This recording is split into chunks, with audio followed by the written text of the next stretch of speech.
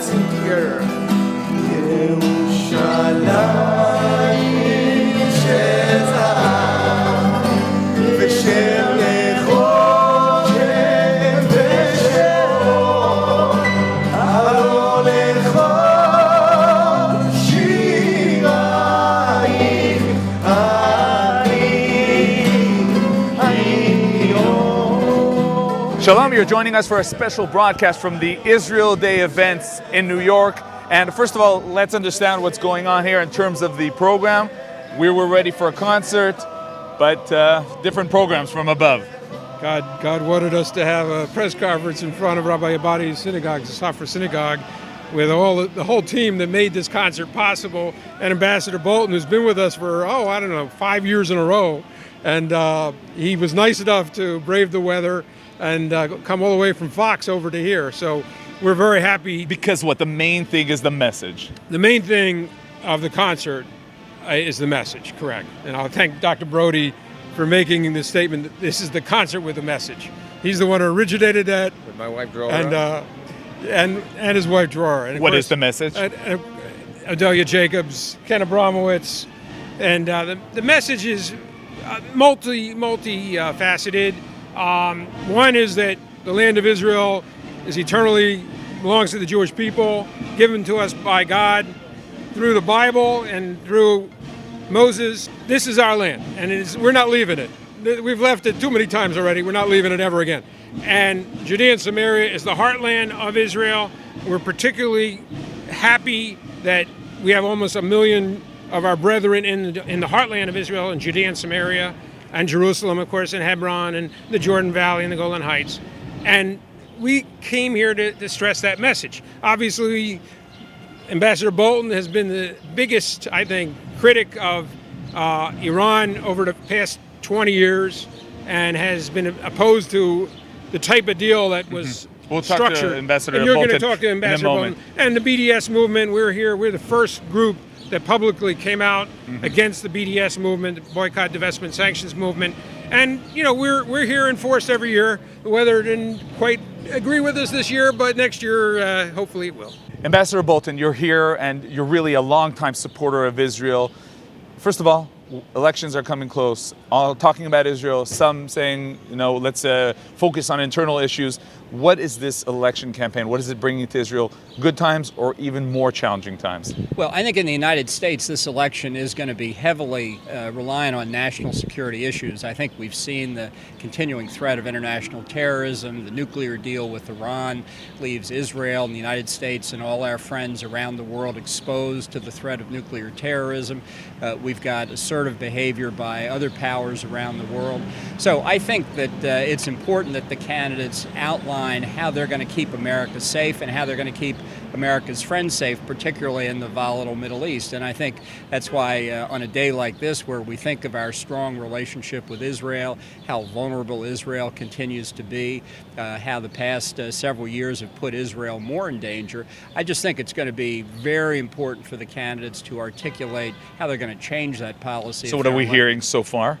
Well, I think the debate hasn't really reached the level it needs to on this. I just hope it doesn't get there because of another terrorist attack, but we've seen... So far it's more like cliches. We love Israel, we support Israel, they're our best friend, but nothing practical. Yeah, and that's a real problem. Too many people in the United States who value the U.S.-Israel relationship historically fall prey to protestations of how special the relationship is.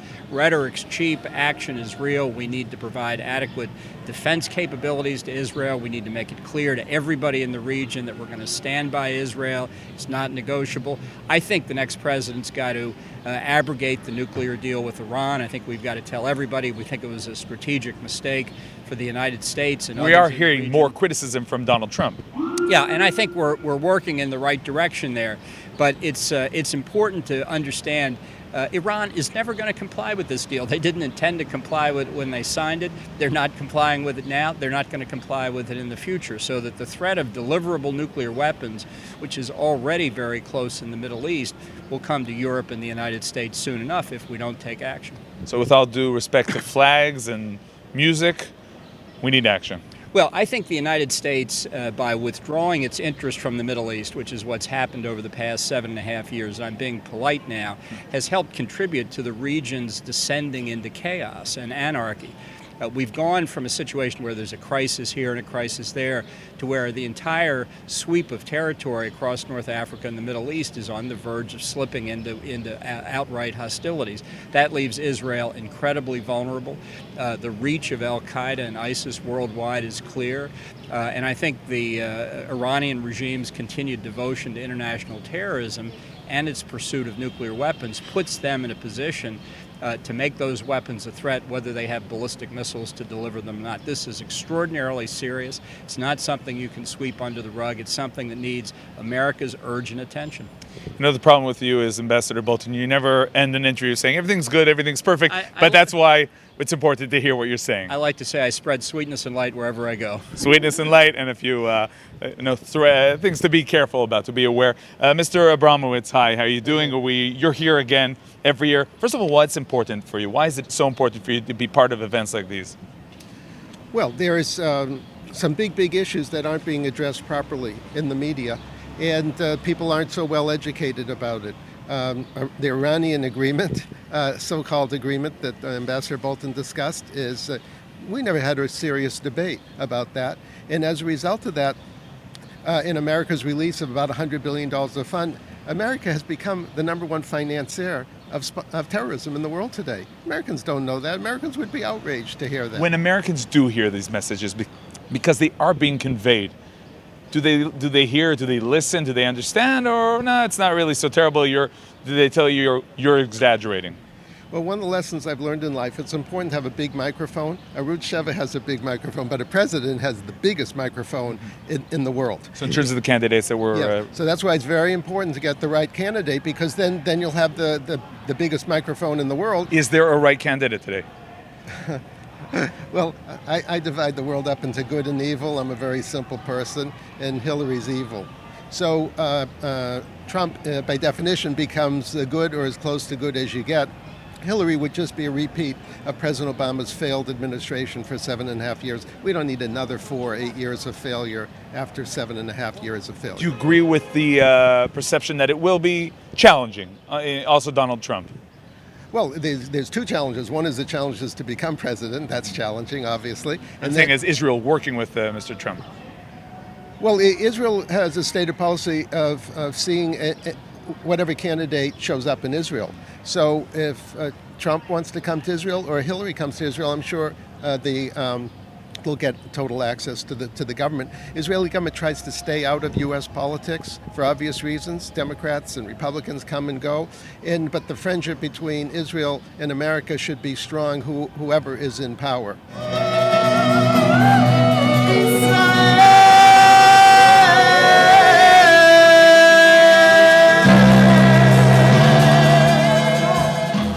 Okay, now I'd like to speak with our host, Rabbi Abadi. We're here at the magnificent synagogue, so if you could stand here, Rabbi, thank you very much. First of all, about this unique place, we prayed here actually on the Shabbat. Tell us about this location. Well, the Edmund J. Safra Synagogue is a synagogue that was envisioned by the late Edmund Safra, the famous philanthropist and bankier. Unfortunately, he passed away before it was built. His wife, Mrs. Lily Safra, through her generosity and creativity, built the synagogue in his memory. And now the synagogue hosts the Jewish community in the Upper East Side. It has become really the center for Jewish life in the Upper East Side, for support for Israel. Now on this Shabbat, before we talk about the events going on today, on this Shabbat you hosted people from the Histadrut HaTzionit, you hosted MKs and different organizations. This is part of the agenda, not only sermons and prayers and also, a good Shalashudis, Shabbat meal together? That's correct. Of course. A synagogue outside Israel, it becomes a community center, becomes a place where the entire Jewish community unite, comes together, prays, help each other, and of course show our support for Israel. So yes, this weekend we hosted 3 delegations, delegations of mayors from Israeli cities, over 20 of them, a delegation of members of Knesset from all the parties, and of course the leadership of the World Zionist Organization. As I said at the synagogue, that we don't discriminate between whose party they belong to, because it's not the Knesset, it's Beta Knesset, and Beta Knesset we all Jews. But we do know that you have an agenda. You're promoting issues of not only the love for Israel, but rather also the love for the whole land of Israel and not to give in. Well, as a Jew, we have the Bible, who has given us the land of Israel as an inheritance to Abraham, Isaac, and Jacob. We are the descendants of Abraham, Isaac, and Jacob. Throughout the entire Bible, it says Israel is a land for the Jewish people. Jerusalem is the eternal capital city of Israel, of any sovereign Israeli state and Israeli commonwealth. And as being a Jew is being a promoter of the integrity of the land of Israel, the integrity of the Jewish people, and also the sovereignty of the Jewish people in the land of Israel. Thank you very much, Rabbi. Here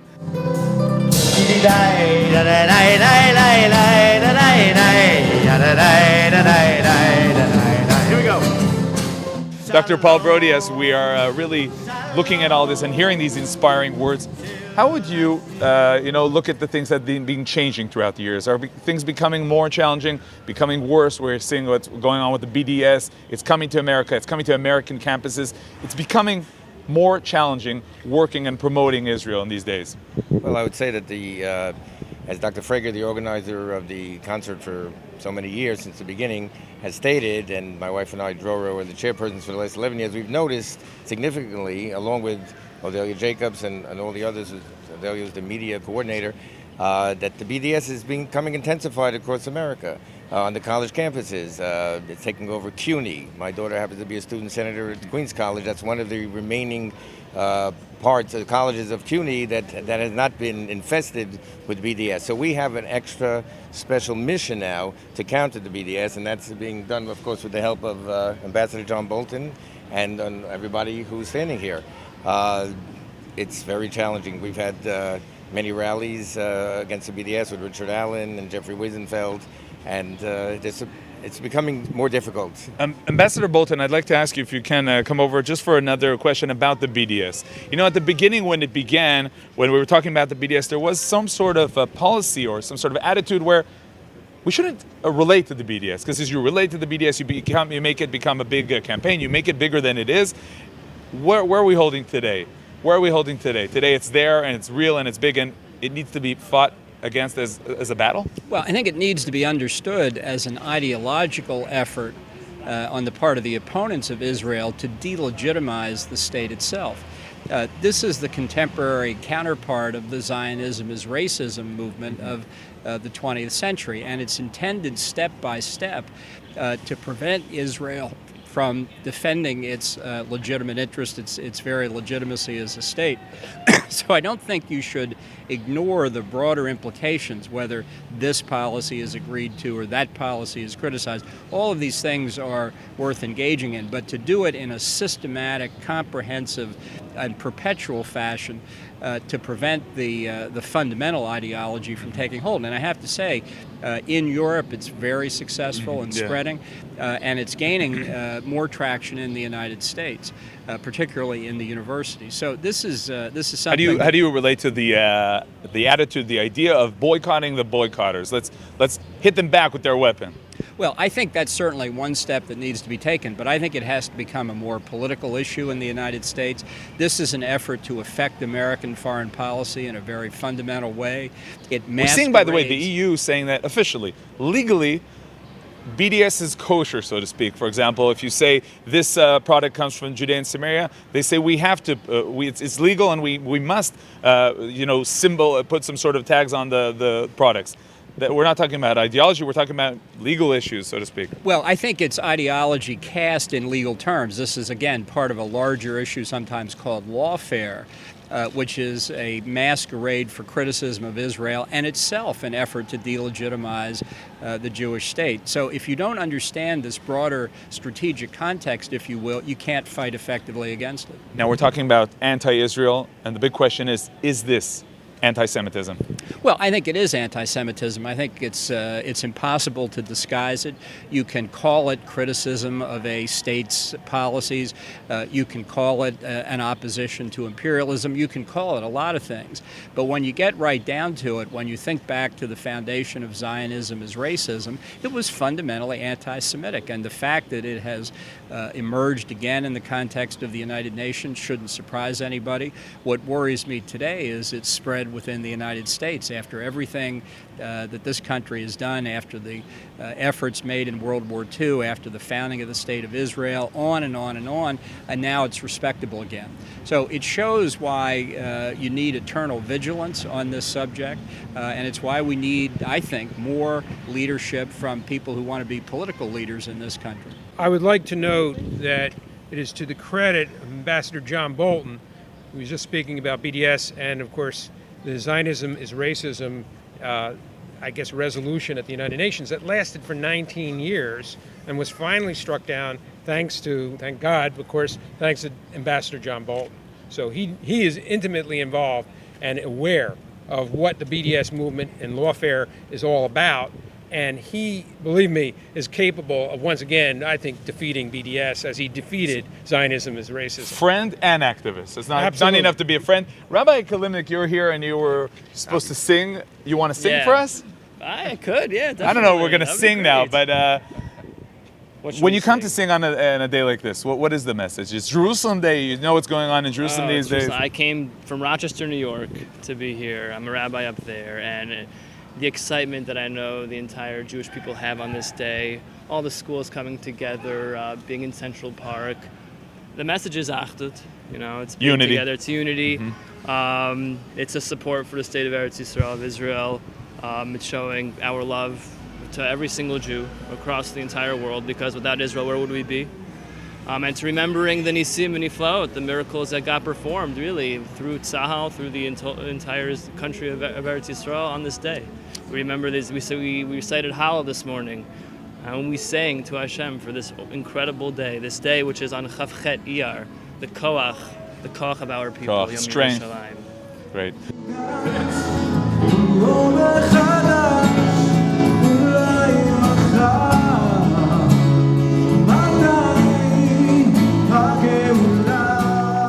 Odelia, Jacob, we're summing up this broadcast, and we're looking at this event as a variety of messages. The message is that Hashem gave this land to the Jewish people. No government, nobody can take that right away. And we have to understand our might. Our might is the Torah. Hashem gave it to us. And if the politicians will understand that and say the truth at the United Nations and everywhere else, that's all that has to be said. HaKadosh Baruch Hu will do whatever he has to do. But we have to understand it is for all Am HaYehudi. Eretz Yisrael with a united Yerushalayim belongs to the Jewish people. Okay, as we sum up this Israel Day event, it's a combination of events, and that's the big idea. The idea is that it's not only spirituality, it's not only about celebrating Israel, it's not only about saluting Israel, it's not only about being activists and legal issues, it's about it all. Doing everything together is the right way to act for Israel, with Israel, and that's what's happening today. And the Israel Day concert, today it's not a concert, but it's lots of messages today here from New York, Manhattan. And I'd like to end this broadcast, of course, with thanking Ambassador Bolton, Mrs. Odelia Jacobs, Dr. Paul Brody, Dr. Joe Frager, Mr. Kent Abramovich, Rabbi Abadi, Rabbi Kalimnik, who you can YouTube it. You can YouTube your songs? Yeah, Hadron. Hadron. You can find his songs on Hadron. Thank you all for joining us, and thank you, our viewers, for joining us in this important event. And Am Yisrael Chai.